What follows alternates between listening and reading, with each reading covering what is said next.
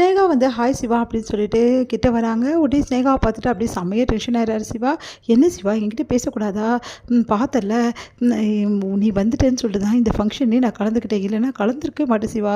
உனக்காக தான் நான் எப்போவுமே இருக்கேன். அது ஏன் சிவா உனக்கு புரிய மாட்டேங்குது அப்படின்ற பற்றி பேசுகிறாங்க. அதெல்லாம் கேட்டுட்டு சிவா அமைதியாக இருக்காரு.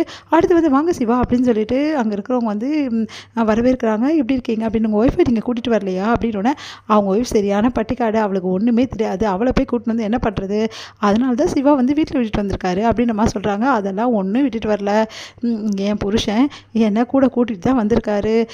இல்லை டாக்டர் அப்படி சொல்லிட்டு கேட்டுட்டு உள்ளே வராங்க. நம்ம வந்து சிந்துவை பார்த்து எல்லாருமே அதிர்ச்சி அடைகிறாங்க. உடனே வந்து சிவா வந்து அப்படியே பார்க்குறாரு. பார்த்தா சிந்து அவ்வளோ அழகாக மாடர்ன் ட்ரெஸ்ஸோட சூப்பராக உள்ளே வராங்க.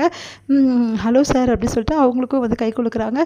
உண்மையிலேயே உங்கள் ஜோடி போகிறதும் சூப்பராக இருக்குது, செமையாக இருக்குது அப்படின்ற மாதிரி சொல்கிறாங்க அங்கே இருக்கிறவங்கெல்லாம். அதெல்லாம் கேட்டு சிந்துவும் சிவாவும் ரொம்ப சந்தோஷப்படுறாங்க. உடனே வந்து சிவா வந்து ஏய் சிந்து எப்படி வந்து நீ அப்படி சொல்லி கேட்குறாரு. அது ஏன் கேட்குறீங்க, நான் வந்து நீ வந்து போயிட்டியா, அதனால் ரொம்ப கஷ்டமாக போச்சு எனக்கு. என்னடா இது நம்மளை விட்டுட்டு போயிட்டாரு டாக்டரு அப்படின்னு சொல்லிட்டு, அதனால் சரி ஏதாவது வாங்கலான்னு போனேன். பார்த்தா அங்கே ஒரு பெரிய பொம்மை இருந்தது. அந்த பொம்மைக்கு சூப்பரான ட்ரெஸ் போட்டிருந்தாங்க. அதை பார்த்தோன்னே எனக்கு ஆசையாக இருந்தது. என் ட்ரெஸ்ஸை அந்த பொம்மைக்கு போட்டு அதோட ட்ரெஸ்ஸை நான் போட்டுன்னு வந்துட்டேன் அப்படின்னு சிரிக்கிறாரு. இப்படிலாம் உன்னால் பண்ண முடியுதோ, உன்னால் மட்டும்தான் இப்படி பண்ண முடியும் அப்படின்னு சொல்லிட்டு சிரிச்சிட்டு இருக்காங்க.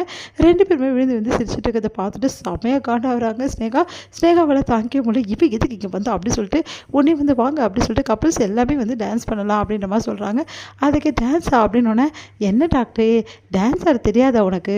இல்லை எனக்கு ஏற்ற மாதிரி நீ ஆடணும். நான் டாக்டர் இப்படி சொல்கிறேன், எவ்வளோ படம் பார்த்துருக்கேன், அதுலலாம் இப்படி ஆடுறாங்க, அதே மாதிரி ஆட வேண்டியதா அப்படின்னு சொல்லிட்டு ரெண்டு பேரும் வந்து தோல் மேலே கை போட்டு டான்ஸ் பண்ணுறாங்க.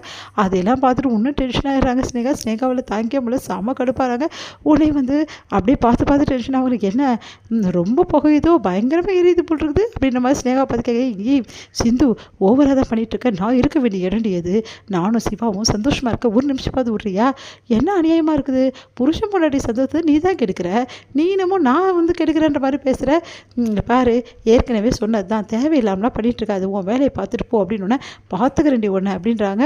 இங்கே வந்து ரொம்ப அன்னுனியமாக ரெண்டு பேரும் இருக்கிறதும், அதுக்கப்புறம் நல்லா சாப்பிட்டுட்டு அப்படியே வந்து ரெண்டு பேரும் வந்து இருக்கிறதும், அப்புறம் வந்து அங்கே இருந்த எல்லார்கிட்டையும் சகஜமாக பேசி ரெண்டு பேரும் சந்தோஷப்படுறதையும் பார்த்துட்டு செம்ம காண்டாகிறாங்க ஸ்னேகா. உடனே ஸ்னேகா என்ன பண்ணுறாங்க, ஃபோன் போட்டு வந்து ரவுடிஸ்கிட்ட சொல்கிறாங்க, அந்த சிந்துவை தூக்க சொன்னேனே அது என்ன ஆச்சு மேடம், நாங்கள் ஃபாலோ பண்ணிட்டு தான் இருக்கோம், எப்படியும் அந்த சிந்துவை சீக்கிரமாக தூக்குங்க, அவள் பண்ணுற அளப்பறையே என்னால் தாங்க முடியல, அவள் சிவா கூட சுற்றுறதும் ஜோடியாக ஒன்றா போகிறதும் என்னால் தாங்கிக்க முடியல, முதல்ல அவளை தூக்குங்க, இதுக்கப்புறம் அவள் இங்கே மட்டும் இல்லை இந்த உலகத்தில் இருக்கக்கூடாது, அந்த மாதிரி பண்ணிடுங்க மேடம், நாங்கள் பார்த்துக்குறோம் மேடம், நீங்கள் கவலைப்படாதீங்க அப்படி சொல்கிறோன்னே இங்கே சிந்துவை பார்க்குறாங்க.